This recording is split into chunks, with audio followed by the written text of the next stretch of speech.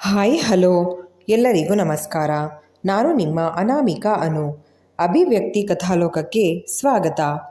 ಉಸಿರಾದೆ ನೀ ಜೀವಕ್ಕೆ ಕಥೆಯ 32ನೇ ಅಧ್ಯಾಯವನ್ನು ಶುರು ಮಾಡೋಣ. ಡಾರ್ವಿನ್.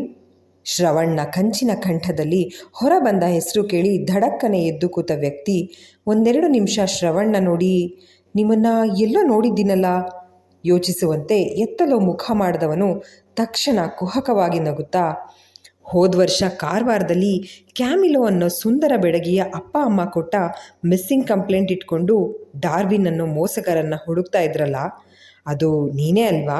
ಸಿಕ್ಕಿದ್ನಾ ಬಾಸ್ ಆ ಡಾರ್ವಿನ್?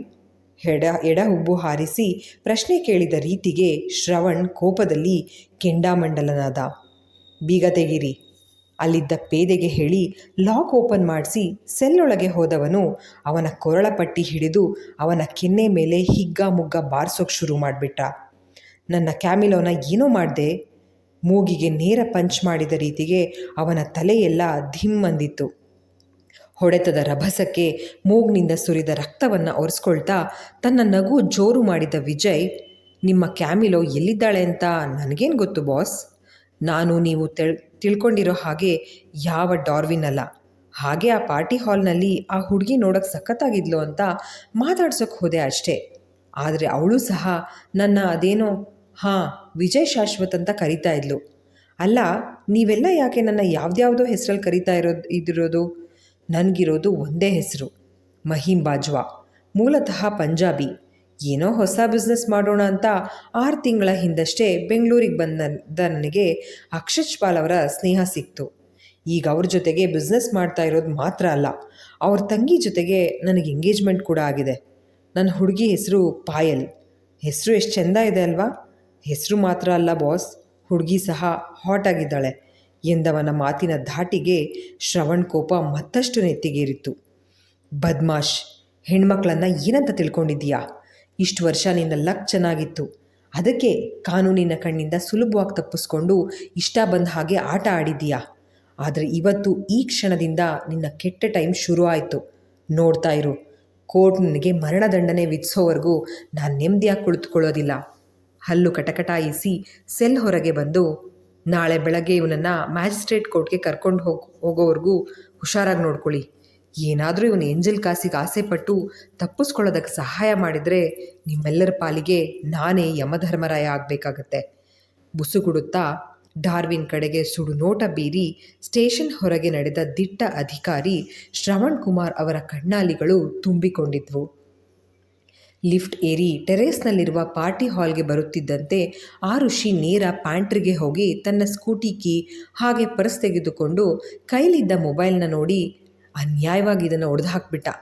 ಬೇಸರದಲ್ಲಿ ಹೇಳಿಕೊಂಡು ಅದನ್ನು ತನ್ನ ಪರ್ಸ್ ಒಳಗೆ ಇಟ್ಕೊಂಡ್ಳು. ನಂತರ ತನ್ನ ಆಫೀಸ್ ಸ್ಟಾಫ್ ಒಬ್ಬರಿಗೆ ಹೇಳಿ ಫಸ್ಟ್ ಏಡ್ ಬಾಕ್ಸ್ ತರಿಸ್ಕೊಂಡು ಅದರಲ್ಲಿದ್ದ ಔಷಧಿಯನ್ನು ತನ್ನ ಕೊರಳಲ್ಲಿ ಆಗಿದ್ದ ಸುಟ್ಟ ಗಾಯಕ್ಕೆ ಹಚ್ಕೊಂಡು ಪಾರ್ಟಿ ಅದಾಗಲೇ ಮುಗಿಯೋ ಹಂತಕ್ಕೆ ಬಂದಿದ್ದ ಕಾರಣ ತಾನು ಹೊರಡೋದಾಗಿ ಅಲ್ಲಿದ್ದ ಹೌಸ್ ಕೀಪಿಂಗ್ ಸ್ಟಾಫ್ಗೆ ತಿಳಿಸಿದ್ಲು. ಅಕ್ಷಜ್ ಅವರನ್ನು ತಾನೇ ಪರಿಚಯ ಮಾಡಿಕೊಂಡು ಮಾತಿಗೆ ಇಳಿದಿದ್ದ ಓಜಸ್ ಇವರ ಸ್ನೇಹಿತ ಅಂತ ಹೇಳಿಕೊಂಡಿದ್ದ ಮಹಿಮ್ ಎಂಥ ಮೋಸಗಾರ ಅಂತ ತನಗೆ ತಿಳಿದಷ್ಟು ವಿಚಾರ ಹೇಳಿದ್ದು ಮಾತ್ರ ಅಲ್ಲದೆ ತನ್ನ ಮೊಬೈಲ್ನಲ್ಲಿದ್ದ CCTV ಫುಟೇಜ್ ತೋರಿಸಿದಾಗ ಆರುಷಿ ಕೊರಳನ್ನು ಸಿಗರೇಟ್ನಿಂದ ಸುಡ್ತಾ ಕ್ರೌರ್ಯ ಮೆರೆಯುತ್ತಿದ್ದ ವ್ಯಕ್ತಿಯನ್ನು ಕಂಡು ತಲ್ಲಣಿಸಿ ಹೋದ ಅಕ್ಷಜ್. ಇಂಥ ರಾಕ್ಷಸನ ಸಿಹಿ ಮಾತುಗಳಿಗೆ ಮರಳಾಗಿ ನಾನು ನನ್ನ ತಂಗಿನ ಇವನಿಗೆ ಕೊಟ್ಟು ಮದುವೆ ಮಾಡಬೇಕು ಅಂತ ಯೋಚಿಸ್ಬಿಟ್ಟಿದ್ನಲ್ಲ ಸರ್. ಸದ್ಯ ಒಳ್ಳೆ ಸಮಯಕ್ಕೆ ಇವನು ಬುದ್ಧಿ ಎಂಥದ್ದು ಅಂತ ಗೊತ್ತಾಯಿತು. ಅಷ್ಟೇ ಅಲ್ಲ, ಪೊಲೀಸ್ ಅರೆಸ್ಟ್ ಮಾಡಿದ್ದು ಸಹ ಒಳ್ಳೆಯದೇ ಆಯಿತು. ನಾಳೆನೇ ನಾನೊಂದು ಮೀಟಿಂಗ್ ಕರೆದು ಇನ್ಮೇಲೆ ಇವನಿಗೆ ನನ್ನ ಕಂಪ್ನಿಗೆ ಯಾವುದೇ ಸಂಬಂಧ ಇಲ್ಲ ಅಂತ ಹೇಳಿಕೆ ಕೊಟ್ಬಿಡ್ತೀನಿ. ಈ ಮನುಷ್ಯ ನನ್ನ ಕಂಪ್ನಿಯಲ್ಲಿ ನಯಾ ಪೈಸೆ ಇನ್ವೆಸ್ಟ್ ಮಾಡಿಲ್ಲ ಅಂದರೂ ಚುರುಕು ಬುದ್ಧಿ ಇದೆ. ಬುದ್ಧಿವಂತ ಅಂತ ಒಳ್ಳೆ ಸಂಬಳದ ಜೊತೆಗೆ ಕ್ರಿಯೇಟಿವ್ ಹೆಡ್ ಆಗಿ ತಂಗಿ ಮದುವೆ ದಿನ ಇವನು ನನ್ನ ಪಾರ್ಟ್ನರ್ ಅಂತ ಅನೌನ್ಸ್ ಮಾಡಿ ಅವನ ಹೆಸರಿಗೆ 30% ಶೇರ್ಸ್ನ ಟ್ರಾನ್ಸ್ಫರ್ ಮಾಡೋಣ ಅಂತ ಇದ್ದೆ. ಅದೇ ವಿಷಯಕ್ಕೆ ಸಂಬಂಧಪಟ್ಟಂತೆ ಅವನ ಆಧಾರ್ ಕಾರ್ಡ್, ಪ್ಯಾನ್ ಕಾರ್ಡ್ ಕೇಳಿದ್ರೆ ದಿನ ಒಂದೊಂದು ನೆಪ ಹೇಳ್ತಾ ಇದ್ದ.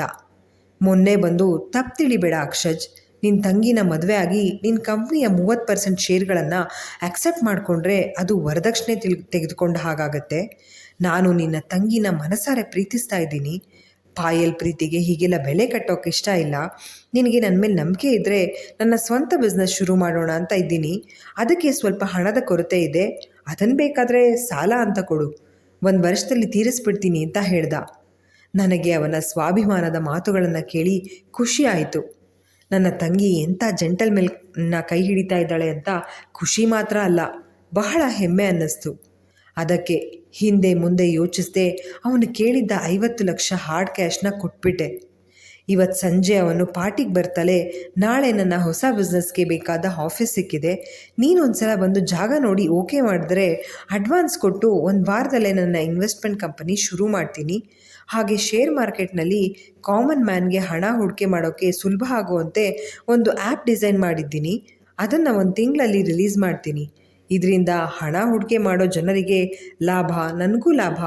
ನೋಡ್ತಾ ಇರೋ ಅಕ್ಷಜ್, ಇನ್ನೊಂದು 6 ತಿಂಗಳಷ್ಟೇ ನಾನು ಇದೇ ಥರ ಒಂದು ಗ್ರ್ಯಾಂಡ್ ಸಕ್ಸಸ್ ಪಾರ್ಟಿ ಕೊಡ್ತೀನಿ ಅಂತ ಹೇಳಿ ತನ್ನ ಬಿಸ್ನೆಸ್ ಬಗ್ಗೆ ಬಹಳನೇ ಕಾನ್ಫಿಡೆನ್ಸ್ನಲ್ಲಿ ಮಾತಾಡ್ತಾ ಇದ್ದವನು ಸ್ವಲ್ಪ ಕೆಲಸ ಇದೆ ಅಂತ ಹೇಳೋದಕ್ಕೆ ಹೊರಡೋಕ್ಕೆ ನೋಡ್ದ. ಮಿಸ್ ಆರುಷಿ ಬಂದು ಮೊಮೆಂಟೋ ಕೊಟ್ಟಿಲ್ಲ ಅಂತ ಹೇಳಿದ್ರು.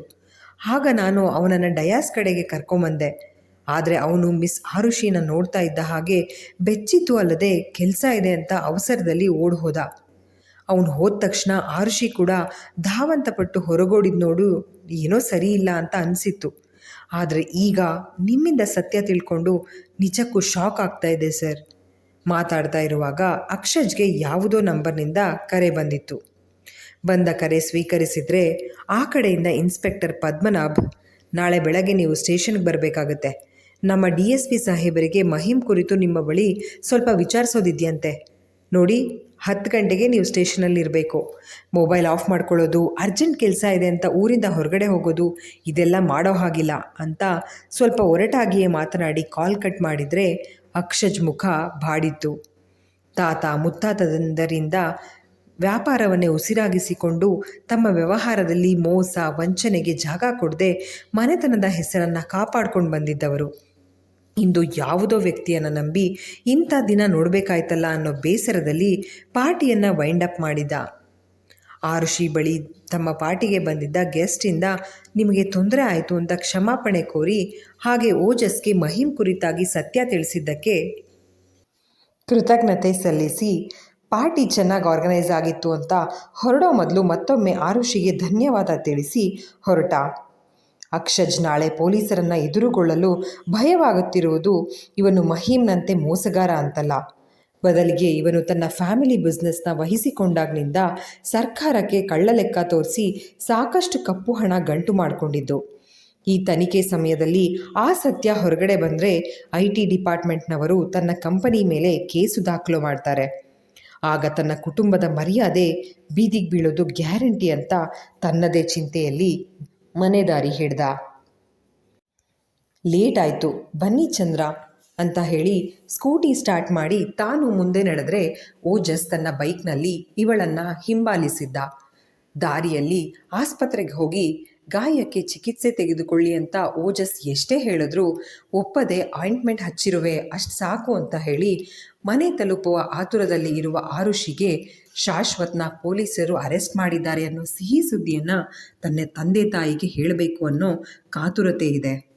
ಆದರೆ ಈಗಾಗಲೇ ನಮ್ಮ ದೇಶದ ಟಾಪ್ ಉದ್ಯಮಿಗಳಲ್ಲಿ ಒಬ್ಬರಾದ ಮಿಸ್ಟರ್ ಅಕ್ಷಜ್ ಪಾಲ್ ಅವರ ಸ್ನೇಹಿತ ಹಾಗೆ ಮುಂದೆ ಅವರ ಸಂಬಂಧಿಕ ಆಗಬೇಕಾಗಿದ್ದ ವ್ಯಕ್ತಿ ಮಿಸ್ಟರ್ ಮಹಿಮ್ ಬಾಜ್ವಾ ಅವರನ್ನು ಪೊಲೀಸರು ದಿಢೀರಂತ ಅರೆಸ್ಟ್ ಮಾಡಿ ತನಿಖೆ ಶುರು ಮಾಡಿದ್ದಾರೆ. ಅಷ್ಟಕ್ಕೂ ಈ ಬಂಧನ ಯಾವ ಕಾರಣಕ್ಕೆ ಅಂತ ಸ್ಪಷ್ಟವಾಗಿ ತಿಳಿದು ಬಂದಿಲ್ಲ. ನಮ್ಮ ಎಲ್ಲ ಅನುಮಾನಗಳಿಗೂ ಉತ್ತರಿಸಬೇಕಾದ ಪೊಲೀಸ್ DSP ಶ್ರವಣ್ ಕುಮಾರ್ ಅವರು ಮೀಡಿಯಾ ಪ್ರಶ್ನೆಗಳಿಗೆ ಉತ್ತರಿಸಲು ನಿರಾಕರಿಸಿದ್ದಾರೆ ಅಂತ ಎಲ್ಲ ಚಾನೆಲ್ಗಳಲ್ಲೂ ಒಂದೇ ಸುದ್ದಿ ಹರಿದಾಡುತ್ತಿರಲು ಮಹಿಮ್ ಅನ್ನೋ ವ್ಯಕ್ತಿಯ ಮುಖ ನೋಡಿನೇ ಕುಮಾರ್ ಹಾಗೆ ಜಲಜಾ ಅವರು ಶಾಕ್ಗೆ ಒಳಗಾಗಿದ್ರು. ಜಲಜಾ ಅವರಂತೂ ನೆಟ್ಟಿಗೆ ಮುರಿದು ಹಿಡಿ ಶಾಪ ಹಾಕ್ತಾ TV ಸ್ಕ್ರೀನ್ ಮೇಲೆಯೇ ಅವನ ಮುಖದ ಮೇಲೆ ತಿವಿತಾ, ರೀ, ನಾನು ಪೂಜೆ ಮಾಡೋ ದೇವ್ರ ಮೇಲೆ ಆಣೆ, ಇವನಿಗೆ ಒಳ್ಳೇದಾಗಲ್ಲ, ನೋಡ್ತಾ ಇರಿ, ಬರಬಾರ್ದು ರೋಗ ಬಂದು ನರಳಿ ಸಾಯ್ತಾನೆ. ನಮ್ಮ ಮಗಳು ಹಾಕಿದ ಕಣ್ಣೀರ್ ಶಾಪ ಇವನಿಗೆ ತಟ್ಟದೇ ಬಿಡೋಲ್ಲ. ಭೂಮಿ ಮೇಲೆ ರೌರವ ನರಕ ಅನುಭವಿಸಿ ಬೀದಿ ಹೆಣ ಆಗ್ತಾನೆ. ನೊಂದ ತಾಯಿಯ ಶಾಪ ಇವನಿಗೆ ತಡ್ಡೇ ಇರೋದಿಲ್ಲ ಅಂತ ಒಡಲಲ್ಲಿ ಇಷ್ಟು ದಿನ ಹುದುಗಿಸಿದ್ದ ಸಂಕಟವನ್ನೆಲ್ಲ ಬೈಗುಳಗಳ ರೂಪದಲ್ಲಿ ಹೊರಹಾಕ್ತಾ ಕಣ್ಣಿಂದ ಜಾರಿದ ನೀರನ್ನು ಸೆರಗಿನ ತುದಿಯಲ್ಲಿ ತೊಡೆದುಕೊಂಡ್ರೆ ಕುಮಾರ್ ಅವರು ಮಡದಿಯನ್ನು ಸಮಾಧಾನಿಸಲು ಹರಸಾಹಸ ಪಡ್ತಾ ಇದ್ರು. ಆದರೆ ಸುಮಾರು ಅರ್ಧ ಗಂಟೆಯಿಂದ ತನ್ನ ಅಜ್ಜಿ ತಾತ ಯಾಕೆ ಟಿ ವಿನಲ್ಲಿ ಬರ್ತಾ ಇರೋ ನ್ಯೂಸ್ ನೋಡಿಕೊಂಡು ಹೇಗೇಗೋ ಆಡ್ತಾ ಇದ್ದಾರೆ ಅನ್ನೋದು ಅರ್ಥ ಆಗದೆ ಅವರನ್ನೇ ಪಿಳಿ ನೋಡ್ತಾ ಕೈಯಲ್ಲಿ ಸಂಜೆ ತಾತ ಕೊಡಿಸಿದ್ದ ಬೆನ್ 10 ಕಾರ್ಟೂನ್ ಇರೋ ಬಲೂನ್ ಹಿಡಿದು ಕೂತಿದ್ದಾನೆ ಚಿಂಟು. ಮನೆ ಬೆಲ್ ಸದ್ದಾಗುತ್ತಲೇ ಕುಮಾರ್ ಅವರು ಬಾಗಿಲು ತೆರೆಯಲು ಎದ್ದು ಹೋದರೆ ಅವರ ಹಿಂದೆ ತಾನು ಓಡ್ ಹೋಗಿ ಬಾಗಿಲ ಬಳಿ ನಿಂತ ಚಿಂಟುಗೆ ಅಮ್ಮನಿಗೆ ತಾತ ಕೊಡಿಸಿದ್ದ ಈ ಚಂದದ ಬಲೂನ್ ತೋರಿಸೋ ಆಸೆ. ಆದರೆ ಆ ಋಷಿ ಮನೆಯೊಳಗೆ ಬರ್ತಿದ್ದಂತೆ ಕುಮಾರ್ ಅವರು ನ್ಯೂಸ್ನಲ್ಲಿ ಆ ದುಷ್ಟನ ಬಗ್ಗೆ ಬರ್ತಾ ಇದೆ, ಆದರೆ ಬೇರೆ ಯಾವುದೋ ಹೆಸರು ಹೇಳ್ತಾ ಇದ್ದಾರೆ ಯಾರು ಅಂತ ಹೇಳಿದ್ರೆ ತನ್ನ ಮಗಳ ಬಾಳನ್ನು ಹಾಳು ಮಾಡಿರುವ ವ್ಯಕ್ತಿ ಕೊನೆಗೂ ಕಾನೂನಿನ ಕೈಸೆರೆ ಆದ್ನಲ್ಲ ಅನ್ನೋ ಸಮಾಧಾನ. ಜೊತೆಗೆ ಪೊಲೀಸ್ ಜೀಪ್ನಲ್ಲಿ ಕುಳಿತುಕೊಳ್ಳುವಾಗ ತಾನು ತಪ್ಪು ಮಾಡಿರುವೆ ಅನ್ನುವ ಸಣ್ಣ ಅಳುಕು ಇಲ್ಲದೆ ನಗುತ್ತಾ ಇದ್ದವನ ಮುಖ ನೋಡಿ ಉಂಟಾಗಿದ್ದ ಕೋಪವೋ ಸಂಕಟವೋ ಮಗಳನ್ನು ನೋಡುತ್ತಲೇ ಕಣ್ಣೀರ ರೂಪ ತಾಳಿ, ಆರು ಅಂತೂ ನಮ್ಮ ಬೇಡಿಕೆ ಆ ದೇವರ ಕಿವಿ ಮುಟ್ಟಿತು ಹೇಳಿ ಮಗಳನ್ನು ಅಪ್ಪಿಕೊಂಡು ಕಣ್ಣೀರಾದರು. ತನ್ನನ್ನು ಬಳಸಿದ ತಾಯಿಯ ಬೆನ್ನನ್ನು ನೀವುತ್ತಾ, ಅಮ್ಮ ಯಾಕಿಷ್ಟು ಎಮೋಷ್ನಲ್ ಆಗಿದೆಯಾ, ನೋಡು ಆ ದುಷ್ಟ ಪೊಲೀಸ್ ಕೈಗೆ ಸಿಕ್ಕಾಕೊಂಡಿದ್ದಾನೆ ಅನ್ನೋದು ಸಮಾಧಾನ ತರೋ ವಿಷಯನೇ. ಆದರೆ ಅವನು ನನಗೆ ಹಾಗೆ ನನ್ನಂಥ ಎಷ್ಟೋ ಹೆಣ್ಣು ಮಕ್ಕಳಿಗೆ ಮಾಡಿರೋ ಮೋಸ ಸಾಬೀತಾಗಿ ಕೋರ್ಟ್ ಅವನಿಗೆ ತಕ್ಕ ಶಿಕ್ಷೆ ಕೊಟ್ಟಾಗಲೇ ನಿಜವಾದ ಅರ್ಥದಲ್ಲಿ ನಮಗೆ ಗೆಲುವು ಸಿಗೋದು ಹೇಳಿ ಜಲಜಾ ಅವರನ್ನು ಹಿಂದಕ್ಕೆ ಸರಿಸಿ ಅವರ ಕಣ್ಣು ತೊಳೆದಳು. ತುಸು ಸಮಾಧಾನಗೊಂಡ ಜಲಜಾ ಅವರು ಈಗ ಆರುಷಿ ಹಿಂದೆಯೇ ಬಾಗಿಲಲ್ಲಿ ನಿಂತಿರುವ ಓಜಸ್ನ ಕಂಡು ಮುಜುಗರ ಪಟ್ಕೊಂಡ್ರು. ಅಮ್ಮ, ಚಂದ್ರ ಅವರನ್ನು ನೋಡಿ ಯಾಕೆ ಸಂಕೋಚ ಪಡ್ತಾ ಇದ್ದೀಯಾ? ಅವರಿಗೆ ಶಾಶ್ವತ್ ಬಗ್ಗೆ ಹಾಗೆ ನನ್ನ ಬಗ್ಗೆ ಎಲ್ಲ ಗೊತ್ತು. 4 ವರ್ಷಗಳ ಹಿಂದೆಯೇ ನಿತಿನ್ ಇವರಿಗೆ ಎಲ್ಲ ವಿಷಯ ಹೇಳಿದ್ದಾನೆ.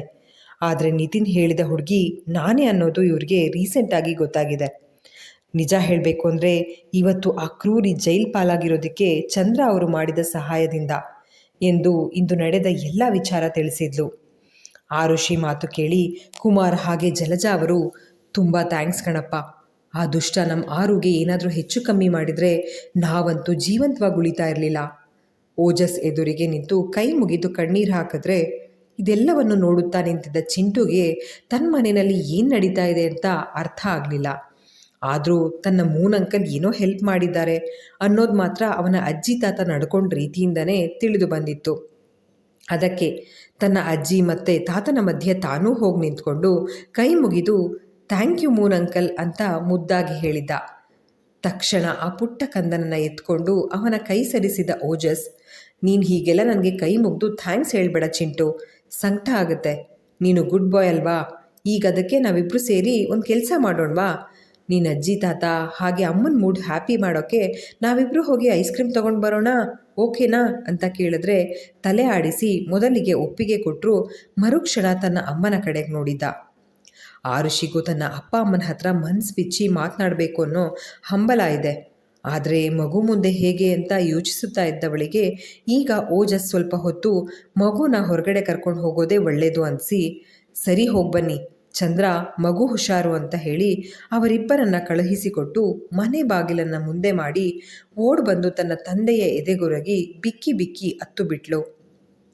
ಅಪಾರ್ಟ್ಮೆಂಟ್ ಒಳಗೆ ಇರುವ ಯುಟಿಲಿಟಿ ಸ್ಟೋರ್ಗೆ ಓಜಸ್ನ ಚಿಂಟು ಕರ್ಕೊಂಡು ಬಂದು, ನಿನಗೆ ಯಾವ ಐಸ್ ಕ್ರೀಮ್ ಬೇಕೋ ತಗೋ ಅಂತ ಹೇಳಿದ್ರೆ ಅವನ ಕೊರಳನ್ನು ತಬ್ಬಿ ಭುಜಕ್ಕೆ ಹೊರಗಿದ್ದ ಮಗು ಕೆಳಗಿಳಿಯದೆ, ನೀವೇ ತಗೊಳ್ಳಿ, ಅಜ್ಜಿಗೆ ತಾತಂಗೆ ಐಸ್ ಕ್ರೀಮ್ ಕೊಟ್ಟೆ, ಅವರು ಕ್ರೈ ಮಾಡೋದನ್ನು ಸ್ಟಾಪ್ ಮಾಡ್ತಾರಾ ಮೂನಂಕಲ್? ಮುಖದ ತುಂಬ ಚಿಂತೆ ಹೊತ್ತು ಕೇಳಿದ್ದ ಚಿಂಟು. ಮಗು ಮುಖ ನೋಡಿ ಓಜಸ್ಗೆ ನಿಜಕ್ಕೂ ಸಂಕಟ ಆಗಿತ್ತು. ತನ್ನ ಬಾಲ್ಯವನ್ನು ಚಿಂಟು ಬದುಕಿನ ಜೊತೆಗೆ ತುಲನಾ ಮಾಡಿ ನೋಡಿದಾಗ ಇವನು ಬೇರೆ ಮಕ್ಕಳಂತಲ್ಲ ಎಂದು ಓಜಸ್ಗೆ ಅನ್ನಿಸಿದ್ದು ಸುಳ್ಳಲ್ಲ. ನಿಜಕ್ಕೂ ಚಿಂಟು ಇಷ್ಟು ಚಿಕ್ಕ ವಯಸ್ಸಿಗೆ ತನ್ನವರ ಬಗ್ಗೆ ಅದೆಷ್ಟು ಯೋಚನೆ ಮಾಡ್ತಾನೆ. ಇವನಲ್ಲಿ ವಯಸ್ಸಿಗೆ ಮೀರಿದ ಪ್ರಬುದ್ಧತೆ ಇದೆ. ತನ್ನ ಸುತ್ತ ನಡೀತಾ ಇರೋ ವಿಷಯನ ತನ್ನ ರೀತಿಯಲ್ಲೇ ಗ್ರಹಿಸಿ ಅರ್ಥ ಮಾಡ್ಕೊಳ್ತಾನೆ. ಬೇರೆ ಮಕ್ಕಳ ಹಾಗೆ ಯಾವುದೇ ವಿಚಾರಕ್ಕೂ ಹಠ ಮಾಡೋದಿಲ್ಲ ಅನ್ನೋದನ್ನು ಇವನು ಇಷ್ಟು ದಿನಗಳ ತಮ್ಮ ಒಡನಾಟದಲ್ಲಿ ಕಂಡಿದ್ನಲ್ಲ. ಇಂಥ ಸಂಸ್ಕಾರ ಇವನ ತಾತನಿಂದಲೇ ಬಂದಿರಬೇಕು. ಮಗು ವಿಷಯದಲ್ಲಿ ಆರು ಅದೃಷ್ಟವಂತೆ ಅಂತ ಮನಸ್ಸಿನಲ್ಲೇ ಹೇಳ್ಕೊಂಡ ಓಜಸ್ ಎಲ್ಲರಿಗೂ ಸೇರಿಸಿ ಒಂದು ಫ್ಯಾಮಿಲಿ ಪ್ಯಾಕ್ ಐಸ್ ಕ್ರೀಮ್ ಖರೀದಿ ಮಾಡಿ ಮಗು ಜೊತೆಗೆ ಮನೆ ಕಡೆ ಹೆಜ್ಜೆ ಹಾಕಿದ. ಆರುಷಿ ತನ್ನ ತಂದೆಯ ಎದೆಗೊರಗಿ ಜೋರಾಗಿ ಅತ್ತು ತನ್ನ ಮನಸ್ಸಿನ ದುಗುಡವನ್ನೆಲ್ಲ ಹೊರಗೆ ಹಾಕಿ ಇಂದು ಶಾಶ್ವತ್ ಲಿಫ್ಟ್ನಲ್ಲಿ ತನ್ನ ಜೊತೆ ಹೇಗೆಲ್ಲ ನಡ್ಕೊಂಡ ಅನ್ನೋ ವಿಚಾರ ತಿಳಿಸಿ ಮನಸ್ಸು ಹಗುರಾಗೋವರೆಗೂ ಕಣ್ಣೀರು ಹಾಕಿ ಮನಸ್ಸಿನಲ್ಲೇ ಆ ದುಷ್ಟ ಮಾಡಿರುವ ಅಪರಾಧಕ್ಕೆ ತಕ್ಕ ಶಿಕ್ಷೆ ಆಗಬೇಕು, ನಾಳೆ ಬೆಳಗ್ಗೆನೆ ಪೊಲೀಸ್ ಸ್ಟೇಷನ್ಗೆ ಹೋಗಿ ದೂರು ದಾಖಲಿಸಿ ಬರಬೇಕು ಎಂದು ಯೋಚನೆ ಮಾಡ್ತಾ ಕೂತಿದ್ದವಳಿಗೆ ಮತ್ತೊಂದು ಚಿಂತೆ ಕಾಡೋದಕ್ಕೆ ಶುರುವಾಯಿತು. ಪೊಲೀಸ್ ವಿಚಾರಣೆ ಸಮಯದಲ್ಲಿ ನಾನು ಕೋರ್ಟಿಗೆ ಹೋಗಿ ಸಾಕ್ಷಿ ಹೇಳಬೇಕಾಗತ್ತೆ. ಆಗ ಎಲ್ಲರೆದುರು ಚಿಂಟು ಈ ದುಷ್ಟನ ಮಗ ಅನ್ನೋ ಸತ್ಯ ಹೊರಗಡೆ ಬಂದರೆ ಚಿಂಟುಗೆ ಅವನ ಅಪ್ಪನ ಬಗ್ಗೆ ತಿಳಿದು ಬೇಸರ ಆಗಲ್ವಾ? ಈಗೇನೋ ಇದು ಪುಟ್ಟ ಕಂದ, ಆದರೆ ಮುಂದೆ ದೊಡ್ಡವನಾದ್ಮೇಲೆ ತಾನು ಇಂಥ ಕ್ರಿಮಿನಲ್ ಮಗ ಅನ್ನೋ ಸತ್ಯ ಚಿಂಟು ಮನಸ್ಥಿತಿ ಹಾಳು ಮಾಡೋ ಎಲ್ಲ ಸಾಧ್ಯತೆ ಇದೆ. ಇಲ್ಲ, ಯಾವುದೇ ಕಾರಣಕ್ಕೂ ನನ್ನ ಮೋಸದ ಮದುವೆಯ ಕುರುಹು ಈ ಚಿಂಟು ಅನ್ನೋದು ಯಾರಿಗೂ ಗೊತ್ತಾಗದಂತೆ ಮ್ಯಾನೇಜ್ ಮಾಡಬೇಕು. ಆದರೆ ಪೊಲೀಸ್ ಈ ಮಗು ಯಾರದ್ದು ಅಂತ ಕೇಳಿದ್ರೆ ಏನು ಹೇಳಿ? ತನ್ನ ಮಗನ ಭವಿಷ್ಯದ ಬಗ್ಗೆಯೇ ಯೋಚಿಸುತ್ತಾ ಕುಳಿತಿದ್ದ ಆರುಷಿ ಮನೆಯ ಬಾಗಿಲು ಸರಿಸಿ ಒಳಗೆ ಬಂದ ಓಜಸ್ ಹಾಗೂ ಚಿಂಟುನ ನೋಡಿ ಹುಸಿ ನಗೆ ಬೀರಿದ್ಲು. ಕುಮಾರ್ ಅವರು ಬರೀ ಐಸ್ ಕ್ರೀಮ್ ಯಾಕೆ, ಊಟ ಮಾಡಿ ಅಂತ ಓಜಸ್ಗೆ ಎಷ್ಟೇ ಬಲವಂತ ಮಾಡಿದ್ರು ಸಂಜೆ ಫ್ರೆಂಡ್ಸ್ ಜೊತೆಗೆ ಹೊರಗಡೆ ಹೋಗಿದ್ದೆ, ಅಲ್ಲಿ ತಿಂದಿದ್ದ ಸ್ನ್ಯಾಕ್ಸೇ ಕರಗಿಲ್ಲ ಅಂತ ಹೇಳಿ ಜಲಜ ಅವರು ಬೌಲ್ಗೆ ಹಾಕ್ಕೊಟ್ಟ ಐಸ್ ಕ್ರೀಮ್ ತಿಂತ ಹಾಗೆ ಚಿಂಟು ತನ್ನದೇ ಬೌಲ್ನಲ್ಲಿ ತಿನ್ನಿಸಿ ಎಲ್ಲರಿಗೂ ಗುಡ್ ನೈಟ್ ವಿಶ್ ಮಾಡಿ ತನ್ನ ಮನೆಗೆ ಹೋದ. ಅಪ್ಪ ಅಮ್ಮ ಊರಿಗೆ ವಾಪಸ್ ಹೋದಾಗಿನಿಂದ ಮನೆಯಲ್ಲಿ ಓಜಸ್ಗೆ ಒಂಟಿತನ ಕಾಡೋಕ್ಕೆ ಶುರುವಾಗಿದೆ. ಅಮ್ಮ ಮಾಡಿಬಡಿಸ್ತಿದ್ದ ಅಡುಗೆಯ ರುಚಿಗೆ ಮುಂದೆ ಯಾವ ಹೋಟೆಲ್ ಊಟನೂ ಸರಿಸಾಟಿ ಇಲ್ಲ ಎನ್ನುವ ಅನಿಸಿಕೆ ಮೂಡಿ ಒಂದೊಂದು ಸಲ ಊರಿಗೆ ವಾಪಸ್ ಹೋಗ್ಬಿಡಲ ಅನಿಸುತ್ತೆ. ಆದರೆ ಯಾಕೋ ಹಾಗೆ ಮಾಡೋಕ್ಕೂ ಮನಸ್ಸು ಬರ್ತಿಲ್ಲ ಎಂದು ಯೋಚಿಸುತ್ತಾ ಸೋಫಾ ಮೇಲೆ ಕೂತವನು ತನ್ನ ಜೇಬಿನಲ್ಲಿದ್ದ ಸಿಗರೇಟ್ ಹೊರ ತೆಗೆದು ಬಾಯಿಗೆ ಇಟ್ಟುಕೊಳ್ಳುತ್ತಲೇ ಆರುಷಿ ಮುಖ ಕಣ್ಮುಂದೆ ಬಂದಂತಾಗಿತ್ತು. ದರಿದ್ರದವನು ಲಿಫ್ಟ್ನಲ್ಲಿ 5ನೇ ಮಹಡಿಯಿಂದ ಬೇಸ್ಮೆಂಟಿಗೆ ಬರುವಷ್ಟರಲ್ಲಿ ಆರುಗೆ ಎಷ್ಟು ಹಿಂಸೆ ಕೊಟ್ಟನಲ್ಲ. ಇನ್ನು 20 ದಿನ ಅವರನ್ನು ಅಪಹರಣ ಮಾಡಿ ಅದ್ಯಾವುದೋ ಮನೆಯಲ್ಲಿ ಬಚ್ಚಿಟ್ಟಿದ್ನಲ್ಲ, ಆಗ ಇನ್ನೆಷ್ಟು ಹಿಂಸೆ ಕೊಟ್ಟಿದ್ನೋ. ಛೇ, ಜಾನಿ ಅಣ್ಣನ ಬದುಕಲ್ಲಿ ಅತ್ತಿಗೆ ಮೋಸ ಮಾಡಿದ್ರು ಅಂತ ಮದುವೆ, ಪ್ರೀತಿ, ಕಮಿಟ್ಮೆಂಟ್ ಇಂಥ ವಿಚಾರಗಳ ಬಗ್ಗೆ ತಾತ್ಸಾರ ಮನೋಭಾವ ಬೆಳೆಸ್ಕೊಂಡು ಹೆಣ್ಮಕ್ಳನ್ನ ಟೈಮ್ ಪಾಸ್ ಅಂದ್ಕೊಂಡು ದಿನಕ್ಕೊಬ್ಬರ ಜೊತೆಗೆ ಅದೆಷ್ಟು ಸಲೀಸಾಗಿ ಮೂವ್ ಮಾಡ್ತಾ ಇದೆ. ಆದರೆ ಅಂದು ಆರು ಕಣ್ಣೀರು ಹಾಕ್ತಾ ಆ ಪಾಳು ಬಿದ್ದ ಜಾಗದಲ್ಲಿ ಭಯದಲ್ಲಿ ಕುಳಿತಿರೋದನ್ನು ಕಂಡಾಗಿಂದ ಹೆಣ್ಣು ಮಕ್ಕಳ ಮನಸ್ಸು ಅದೆಷ್ಟು ಸೂಕ್ಷ್ಮ ಅನ್ನೋದು ನನ್ನ ಅರಿವಿಗೆ ಬಂತು. ಇಲ್ಲಿಗೆ ಈ ಸಂಚಿಕೆ ಮುಕ್ತಾಯವಾಯಿತು. ಸಂಚಿಕೆ ನಿಮ್ಮೆಲ್ಲರಿಗೂ ಇಷ್ಟವಾಗಿದೆ ಅಂತ ಭಾವಿಸ್ತೇನೆ. ದಯವಿಟ್ಟು ನಿಮ್ಮ ಅನಿಸಿಕೆ ಅಭಿಪ್ರಾಯಗಳನ್ನು ಕಮೆಂಟ್ ಸೆಕ್ಷನಲ್ಲಿ ಹಂಚ್ಕೊಳ್ಳೋದನ್ನು ಮರಿಬೇಡಿ. ಧನ್ಯವಾದಗಳು.